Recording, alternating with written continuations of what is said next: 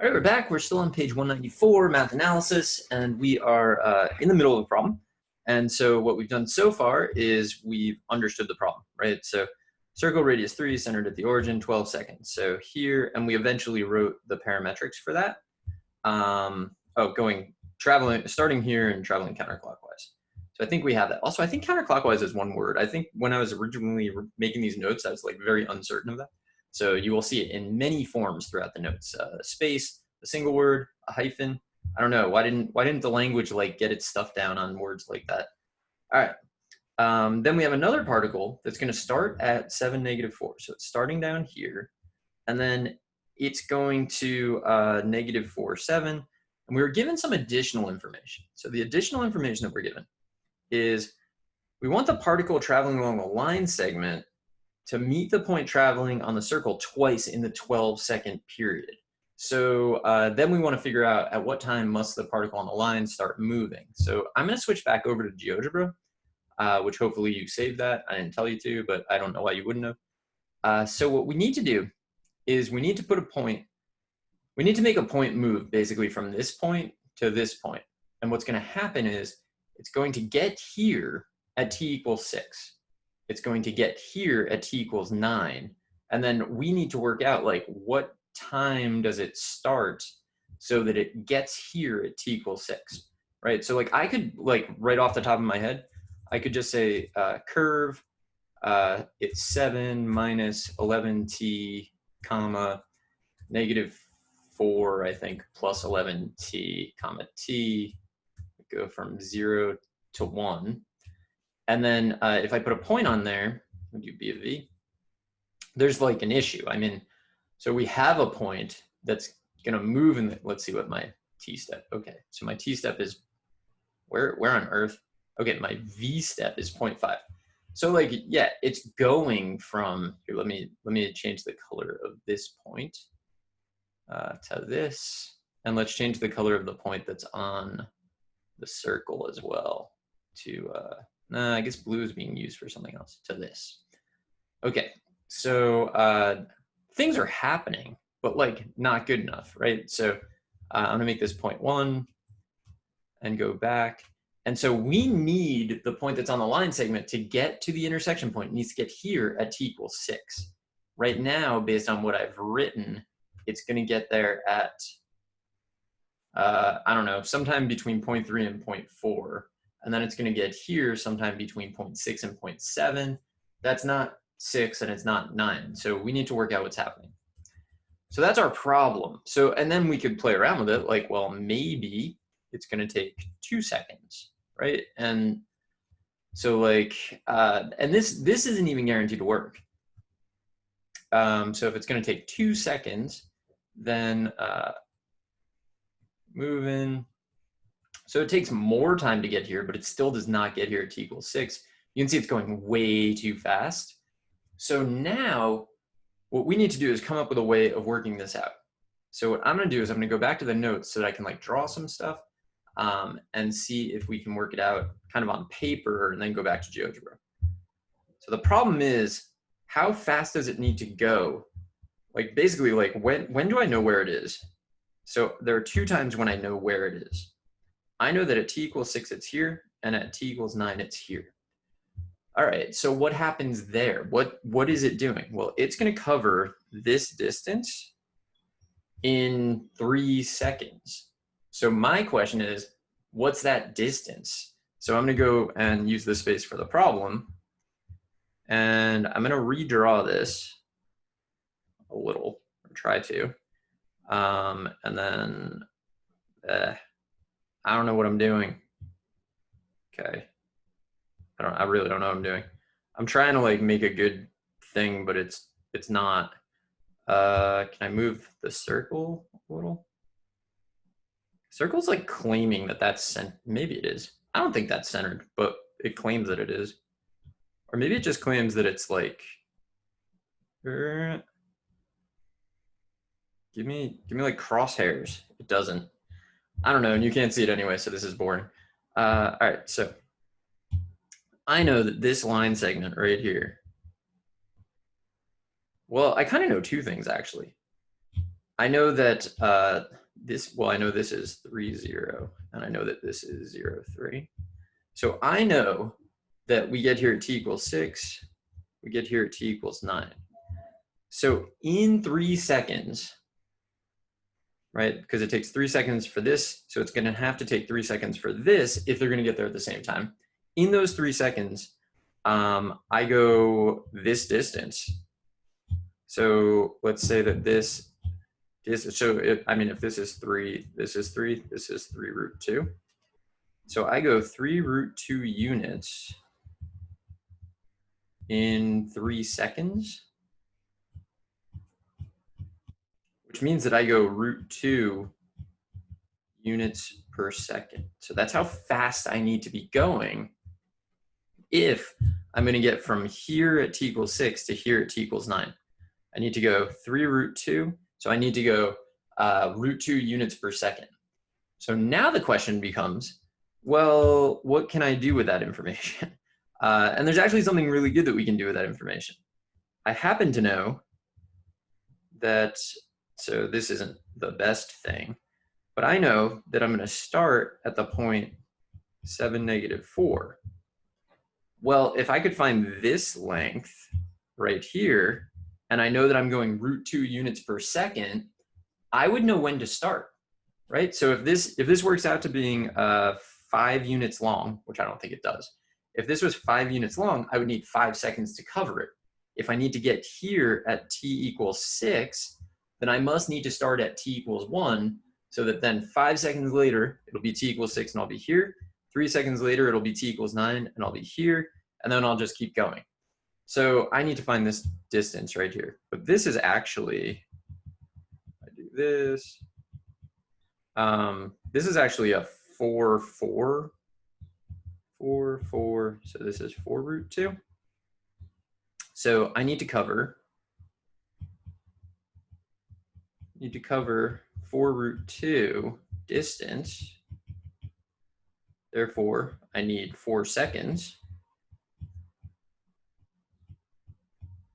Okay, so if I need 4 seconds, so this is like, and none of this is super complicated, but it like may not be obvious at first. I need 4 seconds to cover this distance because I go root 2 units per second. I get here at t equals 6. What time do I need to start to get there at t equals 6 if it takes me 4 seconds? I need to start at t equals 2. So if I get to first intersection point at t equals 6, and I take 4 seconds to get there, I need to start at t equals 2. Okay, I mean, does that make sense? I don't know. I mean, I think it does personally. I think that, so let's say we're gonna go root 2 units per second. We're gonna start t equals 2. So at t equals 3, we've gone 1, t equals 4, t equals 5, t equals 6, we get here.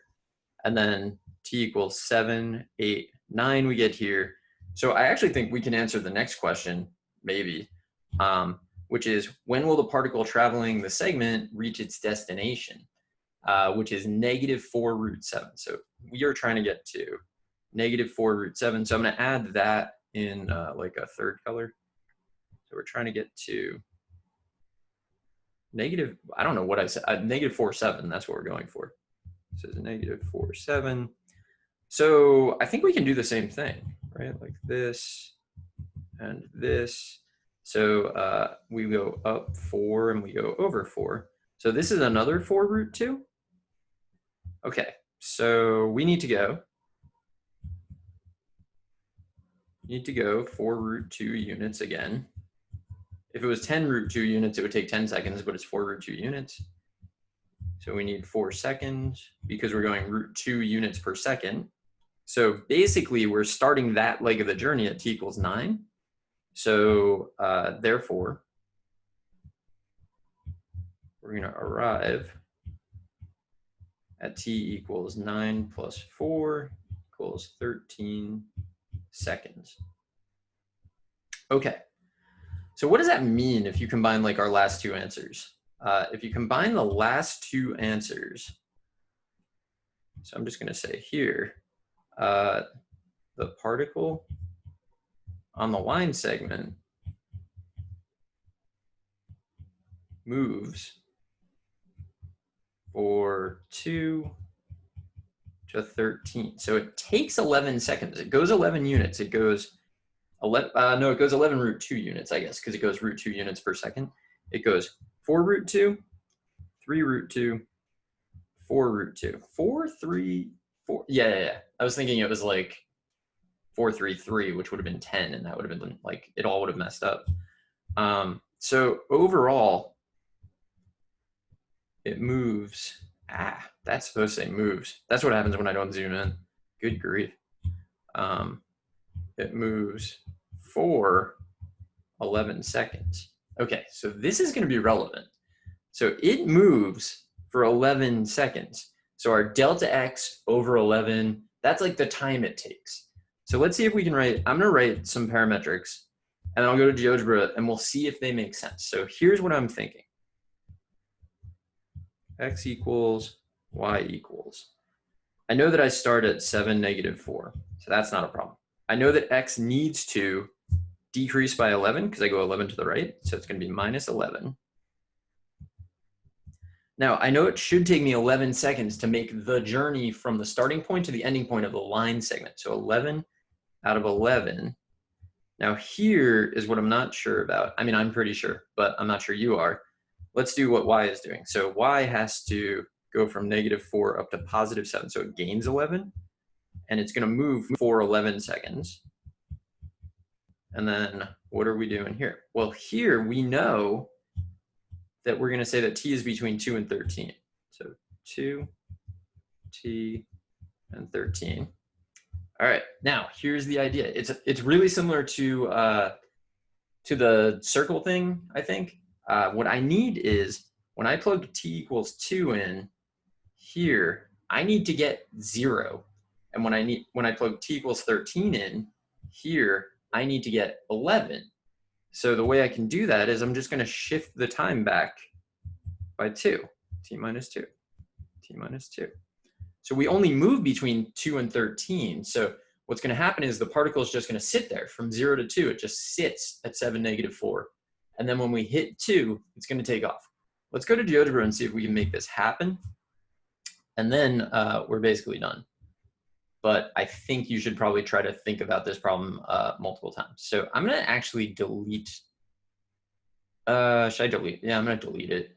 You notice when you delete it, anything that depended on it also gets deleted, which is actually kind of good. All right, curve. I'm going to type in what I have. 7 minus 11 over 11, right? So it's going to lose 11 in 11 seconds. I don't recommend that you simplify that. T minus 2, and then -4 plus 11. So it gains 11 in 11, and then t minus 2. T, and okay, so here's the question. Like t does what? So if I say 0 to 11, let's see if it overlays. It doesn't. See this extra stuff down here? We don't want that. What I need to do is I need, when t is equal to 2, this curve will give me 7, -4. So from 2, and then when t is equal to 13, so I'm going to say 14 just to show you that it'll like pop out over here. A little too much. I'm going to go to 13 because it only moves for 11 seconds. So I'm going to press enter. I'm going to put a point on this, and then we're going to have to play around with it a little. So I'm just going to do b of v. All right, so this in some sense is what is really happening. What's kind of really happening is the point just like backs up so that it will get to the starting point at t equals 2, and then from 2 to 6, it'll like move the way it should. So let's do that. I'm gonna like step through it. So here's t equals 2. It has reached its starting point, and now it's going to between 2 and 6. It'll make it to the intersection point at the same way this is going to make it to the intersection point. Let me change the color. I think you were like, I like this color. Okay, so now I'm going to go back to my slider and continue. So at t equals 6, they should both get here. Let's go. T equals 6, that's the first. Now, between t equals 6 and t equals 9, the point on the line segment will get to the intersection and the point on the circle will get there. So the point on the circle is going faster because it's going farther in that amount of time. But it doesn't really matter. That's not actually the question we're answering. T equals 9, they're both there. Now let's keep going. So the circle thing, I made it so it's just going to keep going in a circle, which is, I think, fine. But this one just keeps going. It should really probably stop when we get to t equals 13. So do I know how to do that? I don't know. I do know that I can modify this and say, I want this to go. All right, so if I say like the minimum of v and 13 will definitely make it stop at 13, right? Boom, not moving. Okay, so how do I get it to start at 2? Okay, I think I got it. I'm gonna do this, the maximum of v and 2, and then the minimum of whatever that is, and 13. I think this is gonna work. So when v is between 0 and 2, the maximum of v and 2 is 2. So it should just sit there. Then when v gets to be more than 2, but less than 13, the minimum of that will be whatever v is. And then once v gets to be bigger than 13, the minimum of that will be 13. I think when I press enter, it's gonna like go where it should. Okay, let's see. And you might need to write that out a couple times and think about it. I had to think about that pretty hard just there. Okay, nothing. Well, I mean, our circle's moving. At t equals 2, now I'm expecting this thing to start moving, and it does. And then let's go. Intersect, intersect. And okay, so I'm gonna click through again.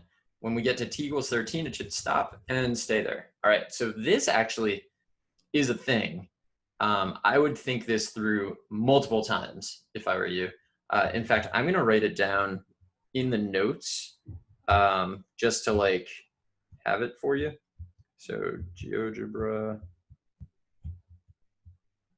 start, stop, I guess.